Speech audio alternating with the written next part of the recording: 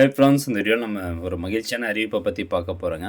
அதாவது இபிஎஃப்ஓ சம்மந்தமாக ministry of labour and employment தரப்பில் இருந்து ஒரு முக்கியமான அப்டேட் கொடுத்துருக்குறாங்க. அண்ட் மகிழ்ச்சியான அப்டேட்டும் கூட. ஸோ அந்த தகவல் முடிஞ்சவரைக்கும் நிறைய பேருக்கு ஷேர் பண்ணிவிடுங்க. அண்ட் வீடியோ கடைசி வரைக்கும் பாருங்கள். அப்போ தான் ஃபுல் இன்ஃபர்மேஷன் உங்களுக்கு தெரியும். ஸோ ஃபஸ்ட் ஒன்று என்ன அப்படின்னு பார்க்கலாம். அதாவது removal of requirement to upload image of cheque leaf or attested bank passbook அப்படின்னு சொல்லியிருக்காங்க. EPFO has completely dispensed with the requirement of uploading an image of your checklist or attested bank passbook while filing online claims. This requirement was initially relaxed on a pilot basis for certain KYC updated members. Since its launch on 28th May 2024, the move has already benefited 1.7 crore EPF members. அப்படின்னு சொல்கிறாங்க. Following this successful pilot, EPFO has now extended this relaxation to all members. By removing this requirement, EPFO is set to immediately benefit around 6 crore members, eliminating claim rejection due to poor quality or unreadable uploads and reducing associated grievances அப்படின்னு சொல்கிறாங்க. So இது வந்து ஒரு சூப்பரான ஒரு process.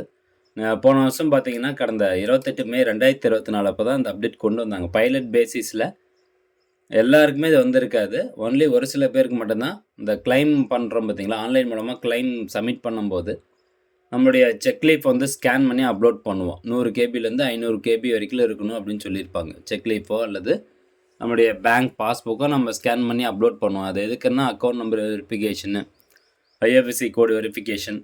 So இதெல்லாம் பண்ணுறதுக்கு இந்த மாதிரி செக்லீஃபை ஸ்கேன் பண்ணி அப்லோட் பண்ண சொல்லுவாங்க. அப்போ அந்த செக்லீஃபில் நம்ம சரியாக ஸ்கேன் பண்ணல, இல்லை மாற்றி எதாவது அப்லோட் பண்ணிட்டோம் அப்படின்னா நம்மளுடைய கிளைம் ரிஜெக்ட் ஆகும். அந்த கிளைம் ரிஜெக்ட் ஆனதுக்கப்புறம் நம்ம பிஎஃப்பில் க்ரீவன்ஸ் ஃபைல் பண்ணி என்ன காரணத்துக்காக ரிஜெக்ட் பண்ணிங்க, அந்த மாதிரி வந்து அந்த ஸ்டெப்ஸ் வந்து இன்க்ரீஸ் ஆகிட்டே இருந்தது. அதனால் அந்த செக்லீஃப் அப்லோட் பண்ணுறதுக்கான அந்த ஆப்ஷனையும் தூக்கிடலான்னு சொல்லிவிட்டு இபிஎஃப்ஓ தரப்பில் இருந்து பைலட் பேசிஸில் ஒரு சில பிஎஃப் மெம்பர்ஸ்க்கு மட்டும் இந்த ஆப்ஷன் வந்து கொடுத்துருந்தாங்க.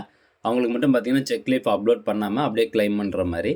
ஸோ அது சக்ஸஸ்ஃபுல்லாக வந்துருச்சு. லாஸ்ட் டைம் கூட நிறைய பேர் கேட்டிருந்தாங்க நம்மக்கிட்ட, எனக்கு வந்து இன்னமும் செக்லீஃப் அப்லோட் பண்ண சொல்லுது அப்படின்னு. பட் இப்போ வந்து பார்த்தீங்கன்னா இதுக்கப்புறமா நீங்கள் கிளைம் பண்ணும்போது உங்களுக்கு செக்லீஃப் வந்து கேட்காது. நீங்கள் செக்லீஃபோ அல்லது பேங்க் பாஸ்புக்கோ எதுவுமே அப்லோட் பண்ண தேவையில்லை. ஸோ இது ஃபஸ்ட்டு ஒரு மகிழ்ச்சியான அப்டேட். இப்போ எல்லாருக்குமே வந்துருச்சு. ஸோ எந்த பிஎஃப் மெம்பரும் இனிமேல் கிளைம் பண்ணும்போது செக்லீஃபோ அல்லது பாஸ்புக்கோ அப்லோட் பண்ண தேவை கிடையாது. ரெண்டாவதாக, removal of requirement of employer approval for seeding bank account details with universal account number. அதாவது நம்மளுடைய யூஎன் அக்கௌண்ட் கூட பேங்க் அக்கௌண்ட் நம்பரை சீட் பண்ணும்போது அதுக்கு எம்ப்ளாயர் அப்ரூவல் வந்து கேட்கும். அந்த எம்ப்ளாயர் அப்ரூவல் இனி தேவை கிடையாது. எம்ப்ளாயே உங்களுடைய பேங்க் அக்கௌண்ட்டை நீங்கள் லிங்க் பண்ணிக்கோங்க, சீட் பண்ணிக்கோங்க அப்படின்னு சொல்கிறாங்க.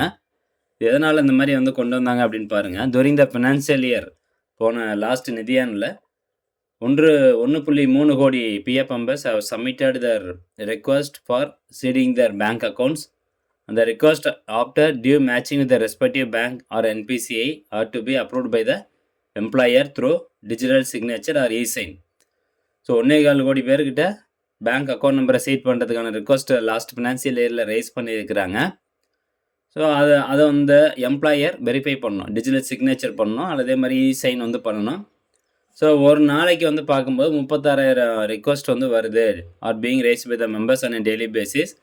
அந்த banks take an average of 3 days. So bank தரப்பில் 3 நாள் டைம் எடுத்துக்கிறாங்க. நம்ம வந்து அதில் சீடுக்கு வந்து ரிக்வஸ்ட் கொடுத்ததுக்கப்புறமா பேங்க் தரப்புலேருந்து வெரிஃபிகேஷன் 3 நாள் எடுத்துக்கிறாங்க.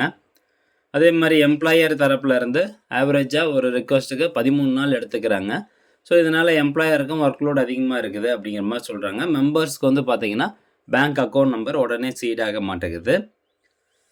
இப்போது accordingly with a view to facilitate ease of doing business to the employers and ease of living to the members, the role of employer to approve the verification of bank account has now been dispensed within the seeding process of the members' bank account.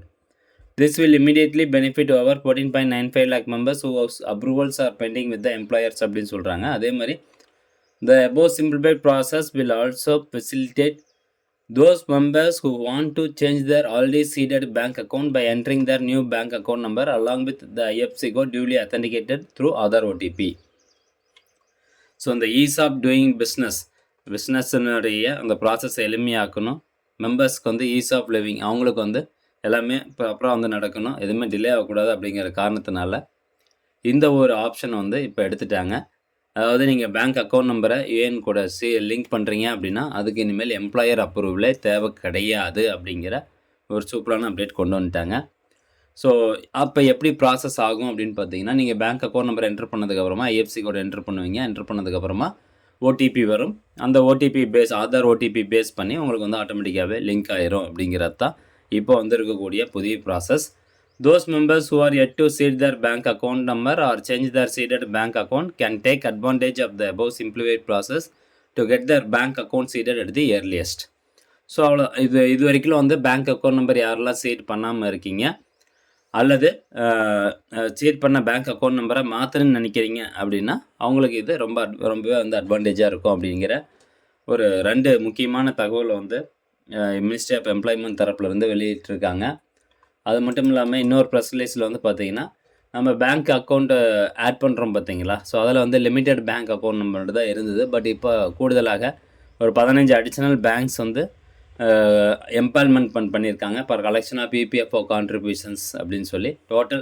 Total number of bank வந்து பார்த்திங்கன்னா இப்போ 32 bank வந்து இருக்குது. Okay friends, இந்த 2 தகவலும் கண்டிப்பாக உங்களுக்கு பயனுள்ளதாக இருக்கும் அப்படின்னு நினைக்கிறேன். மீண்டும் அடுத்த ஒரு நல்ல பதிவில் சந்திக்கலாம். நன்றி, வணக்கம்.